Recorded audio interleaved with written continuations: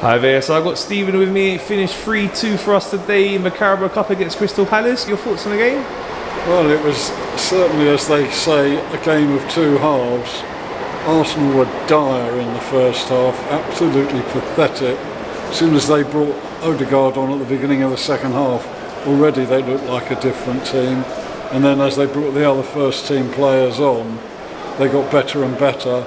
I was really pleased for Jesus to get his hat-trick. He's had that monkey on his back about not scoring. He played well in the first half, but he took the first goal really well, very clever finish, and after that he was absolutely buzzing. But Odegaard made such a difference when he came on, and it was nice to see Kieran Tierney, but I think this was his farewell performance. He was okay, but he was struggling in the second half particularly. I don't think we'll see him again, and I would imagine he'll be off in January. But it was good to see him have another chance. Partey at right back, even against Crystal Palace, was poor. He struggled, he didn't support the front players enough. It's not good enough. We need to get somebody else to provide cover for Jurrien Timber while Ben White's out, because Partey is just wasted there and doesn't help. We looked better on the left-hand side in the first half, at least with Tierney overlapping. We created some problems. Raheem Sterling, I'm afraid, lived down to my expectations. How he's ever been lauded as a top-class player, I don't know. He's a sprinter who plays a bit of football sometimes. He couldn't score in a brothel, quite frankly. That miss in the second half where he should have scored with the first shot, the keeper made a good save, but he should have scored.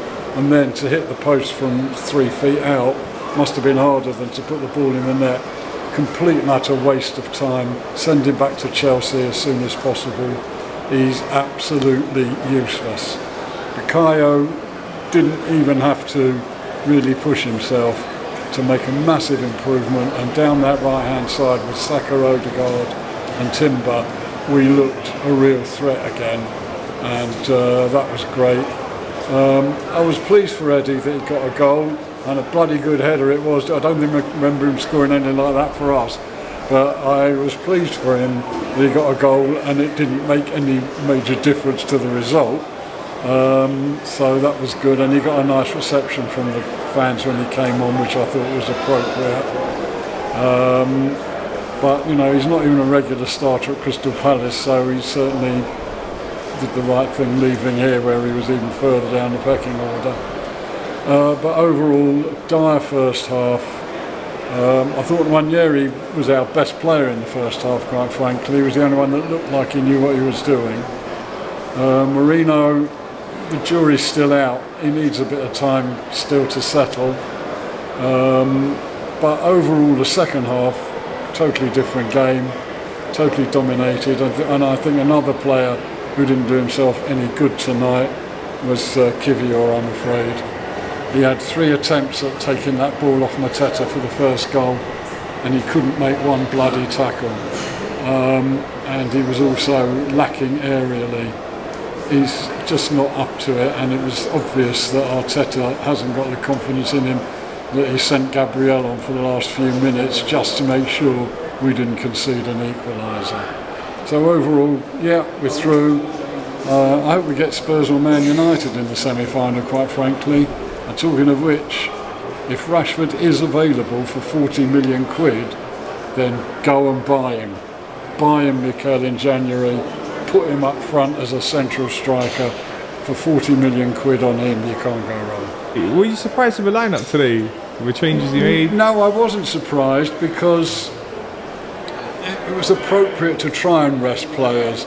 I think what surprised me was the poor performances of some of those that came in. I mean, Sterling complaining he never gets any time. Well, blimey, I put more into that game than he did. He was really dire. So I expected Nwaneri to start. I expected him to rest Gabriel because he's been coming back from an injury and he's played and rested and played. So I wasn't surprised with the lineup, but I was disappointed with some of those that came in. They didn't do their cause any good. Okay, and we've got Palace again now on the weekend. Well, we'll have a first team out from the start in that game, and I'm confident we can beat them because they had a pretty strong team out tonight, and they couldn't really effectively beat our reserves. So if we're starting with Saka and Odegaard, the problem he's got, Arteta really though, is should he stick with Jesus after a hat-trick or should he leave him out and bring Havertz back? That's going to be a conundrum for him to solve on Saturday.